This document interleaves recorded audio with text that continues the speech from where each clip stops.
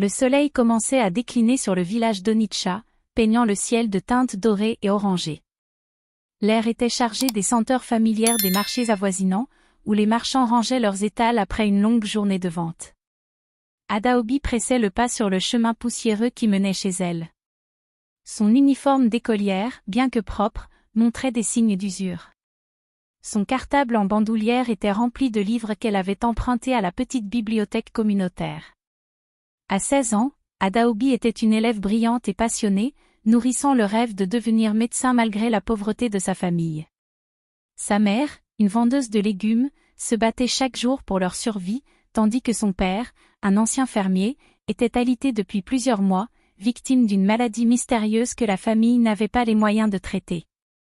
Adaobi était consciente du poids qui pesait sur ses épaules.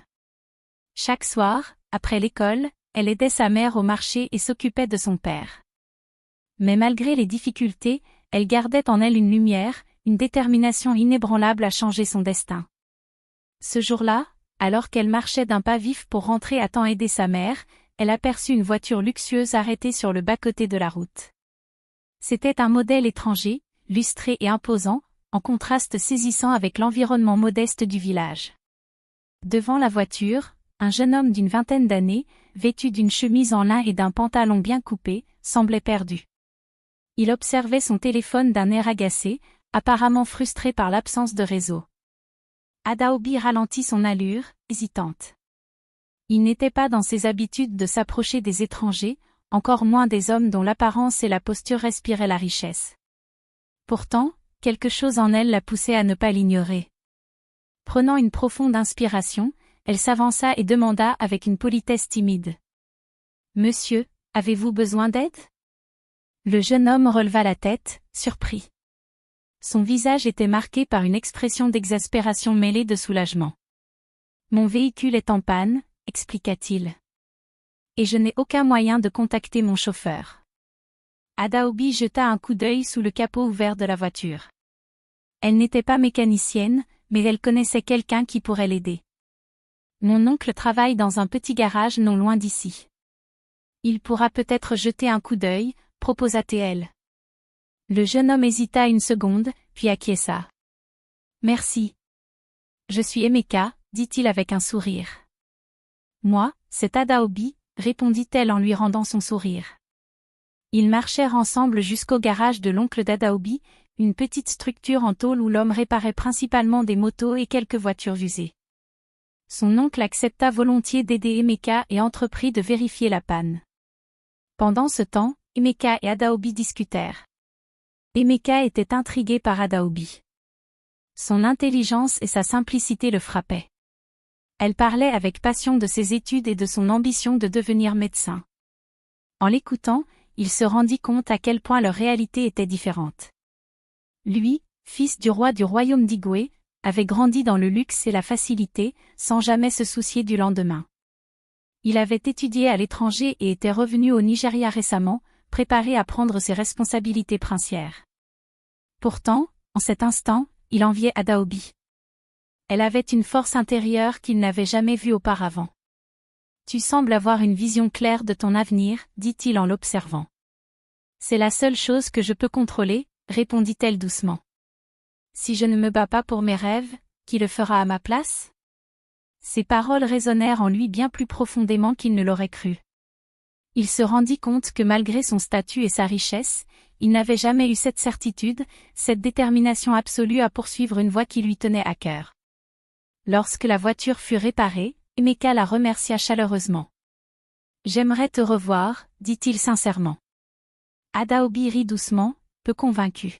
« Un prince ne traîne pas avec des filles comme moi. »« Comment sais-tu que je suis un prince ?» demanda-t-il, surpris. « Ce n'est pas difficile à deviner. Ton allure, ta façon de parler, ta voiture, tout indique que tu viens d'un monde très différent du mien. » Emeka sourit. Elle était perspicace. « Et si je veux briser cette barrière entre nos mondes ?» répliqua-t-il. Adaobi haussa les épaules, toujours sceptique. Mais au fond d'elle, une petite voix lui disait que cette rencontre n'était peut-être pas anodine. Sans qu'elle le sache, Emeka quitta le garage avec une nouvelle perspective. Il venait de rencontrer une jeune femme dont la détermination et la sagesse dépassaient son âge. Et sans comprendre pourquoi, il sentit qu'elle allait jouer un rôle important dans sa vie. Ce jour-là, sous le ciel rougeoyant d'Onitsha, deux âmes issues de mondes opposés venaient de se croiser. Et aucun d'eux ne savait encore à quel point cette rencontre allait bouleverser leur destinée.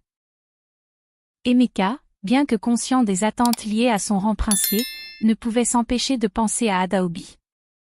Il trouvait en elle une simplicité et une sincérité qu'il n'avait jamais rencontrées dans son cercle aristocratique. Chaque occasion de la revoir devenait une source de joie et d'apprentissage. Il se rendit compte qu'auprès d'elle, il n'était pas seulement un prince, mais un homme découvrant une vision nouvelle de la vie. Mais le palais royal ne tarda pas à remarquer son comportement inhabituel. La reine-mère, une femme autoritaire et profondément attachée aux traditions, sentit que quelque chose troublait son fils. Les rumeurs de son amitié avec une roturière atteignirent rapidement ses oreilles. Furieuse, elle convoqua Emeka dans ses appartements privés. « J'ai entendu dire que tu fréquentes une fille du village », commença-t-elle, le regard perçant. Emeka, bien qu'appréhensif, ne chercha pas à mentir.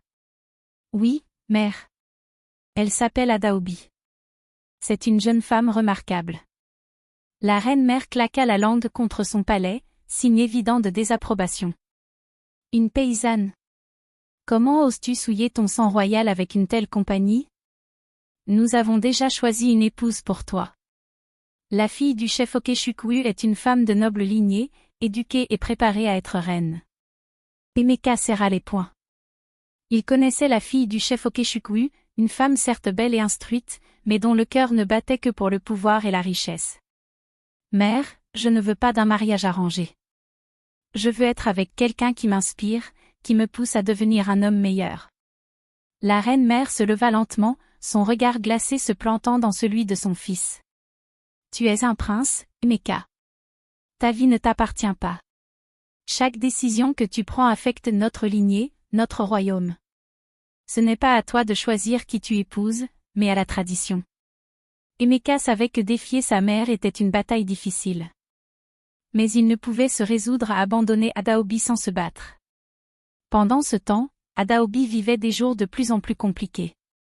Les regards méprisants des villageois, les murmures à son passage, tout indiquait que sa relation avec le prince était désormais un sujet de conversation brûlant. Certaines femmes du marché lui adressaient des paroles venimeuses. « Tu crois qu'un prince va épouser une fille de fermier? Garde tes rêves pour toi, Adaobi. Ce monde n'est pas fait pour nous, pauvres gens. » Mais Adaobi, bien que blessée, gardait la tête haute. Elle savait que son amour pour Emeka n'était pas basé sur la richesse ou le prestige, mais sur un respect mutuel et une admiration profonde. Un soir, alors qu'elle rentrait chez elle, elle trouva sa mère assise devant leur maison, le visage soucieux. « Ma fille, j'ai reçu la visite de messagers du palais, » murmura-t-elle. Le cœur d'Adaobi se serra. Que voulait-il? Ils m'ont fait comprendre que ta relation avec le prince doit cesser immédiatement. Ils m'ont aussi laissé une somme d'argent, en guise de compensation. Adaobi sentit la colère monter en elle. Et tu l'as accepté? Sa mère baissa la tête, honteuse. Je l'ai refusé, mais leur regard disait qu'ils ne me laisseraient pas le choix. Adaobi, nous ne pouvons pas nous battre contre eux. C'est une guerre perdue d'avance. Adaobi savait que sa mère avait raison. Mais pouvait-elle vraiment abandonner Emeka sans rien tenter? De son côté, Emeka fit appel à son plus vieil allié au palais, le conseiller Obi, un homme sage et respecté. « Mon prince, l'amour est une force puissante, mais contre la tradition, il faut plus que du courage. Il faut une stratégie, » dit Obi d'une voix grave. « Alors conseille-moi, Obi. Que dois-je faire ?»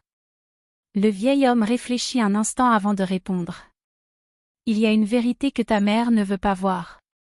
L'histoire de notre royaume a déjà connu des unions qui semblaient impossibles. Cherche dans les récits anciens, trouve un précédent et utilise-le pour plaider ta cause. » Emeka suivit ce conseil et découvrit qu'un de ses ancêtres, il y a plusieurs générations, avait épousé une femme issue du peuple après avoir prouvé qu'elle était digne de la royauté. Mais comment prouver qu'Adaobi était digne? Puis une idée lui vint. Adaobi rêvait de devenir médecin. Et s'il l'aidait à réaliser son rêve? S'il montrait au conseil royal qu'elle était une femme de valeur, bien plus qu'une simple paysanne? Emeka organisa en secret une rencontre entre Adaobi et le conseil royal. Il savait que sa mère tenterait de bloquer l'initiative, mais il utilisa son influence pour la rendre incontournable. Le jour venu, Adaobi se présenta au palais, intimidée mais résolue. Face aux conseillers et aux nobles, elle parla avec passion de son rêve de devenir médecin, de sa volonté d'aider son peuple, et de son amour pour Emeka qui ne dépendait ni de son statut ni de sa richesse. Les plus anciens du conseil furent impressionnés par sa détermination et son intelligence. L'un d'eux déclara même: « Si cette jeune femme était née de sang royal, nul doute qu'elle aurait été une reine remarquable. » La reine-mère, furieuse, savait qu'elle ne pouvait pas balayer aussi facilement les paroles des sages du royaume. Mais elle n'avait pas dit son dernier mot. Peu importe son intelligence. Elle n'est pas des nôtres, trancha-t-elle. Nous ne pouvons pas faire d'elle une princesse. Adaobi, les larmes aux yeux, comprit alors que la lutte était loin d'être terminée. Les jours passèrent, et la tension au palais atteignit son paroxysme. La reine-mère, bien que furieuse de voir son fils défier ses ordres, ne pouvait ignorer l'impact grandissant d'Adaobi. Les anciens du royaume eux-mêmes avaient reconnu sa valeur. Pourtant, elle était déterminée à mettre un terme à cette relation. Pendant ce temps, Adaobi, consciente des obstacles qui se dressaient devant elle, redoubla d'efforts. Si elle devait être acceptée dans ce monde qui n'était pas le sien, elle devait prouver qu'elle était digne, non seulement d'Emeka, mais aussi du respect de son peuple. Elle reprit avec plus d'ardeur ses études et travailla d'arrache-pied pour obtenir une bourse qui lui permettrait d'intégrer une prestigieuse école de médecine. Mais alors qu'elle pensait que sa bataille se jouait uniquement dans le présent, le destin décida d'exhumer un secret enfoui depuis des décennies. Un jour, alors qu'Emeka était en pleine discussion avec le vieux conseiller Obi, celui-ci laissa échapper une phrase qui attira son attention. Ce n'est pas la première fois qu'un prince tombe amoureux d'une femme que la royauté juge indigne. Il y a bien longtemps, ton grand-père avait un frère qui... Le vieil homme s'arrêta brusquement, réalisant qu'il en avait trop dit.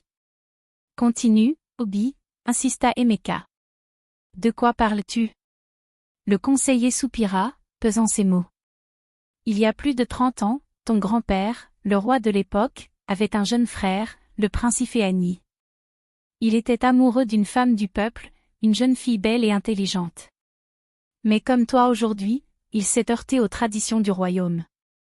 Devant le refus catégorique du conseil et les pressions de la famille royale, il a choisi l'exil pour vivre son amour. Personne ne sait ce qu'il est devenu, mais il a disparu avec la femme qu'il aimait. Emeka sentit son cœur s'accélérer. Et cette femme? Qui était-elle?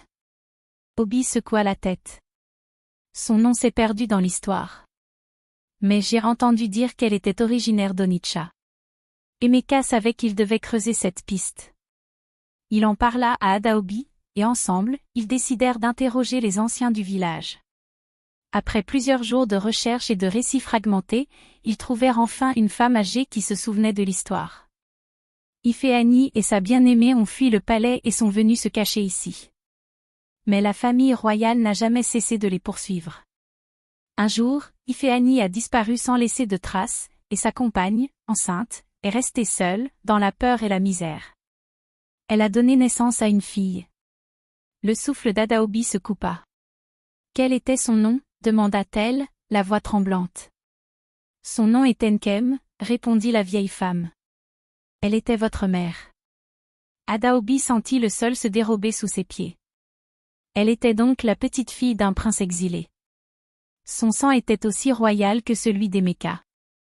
Emeka et Adaobi retournèrent au palais avec cette révélation. Face au conseil royal et à la reine-mère, Emeka présenta la vérité incontestable. Adaobi n'est pas une simple villageoise. Elle est l'héritière du prince Ifeanyi, le frère disparu de mon grand-père. Son sang est aussi noble que le mien. Son rejet ne serait pas seulement une injustice, mais une insulte à notre propre histoire. Les anciens du royaume se consultèrent longuement. L'histoire du prince Ifeanyi avait été oubliée par beaucoup, mais les plus âgés savaient qu'Emeka disait vrai. La reine-mère, bien que toujours réticente, ne pouvait plus contester l'évidence. Si la lignée royale coule dans ses veines, alors elle doit prouver qu'elle en est digne, déclara-t-elle avec un dernier sursaut d'orgueil. Adaobi accepta sans hésiter. Pendant plusieurs mois, elle fut formée aux traditions du royaume, aux responsabilités royales, et à l'histoire de la famille. Mais elle ne renonça jamais à son rêve de médecine, insistant sur le fait qu'elle voulait être une princesse qui servait son peuple, pas une simple figure symbolique. Finalement, le jour du grand conseil arriva. Devant toute la cour, Adaobi fut officiellement reconnue comme descendante du prince Ifeani et reçut le titre de princesse. Ce jour-là, Emeka et elle se tinrent main dans la main, prouvant que l'amour véritable pouvait défier le destin, renverser les traditions injustes, et réconcilier le passé et l'avenir. Le mariage royal fut célébré dans la liesse, mais plus qu'une union entre un prince et une roturière, c'était l'union de deux âmes guidées par la même vision, un avenir où l'amour et le mérite primeraient sur les barrières sociales.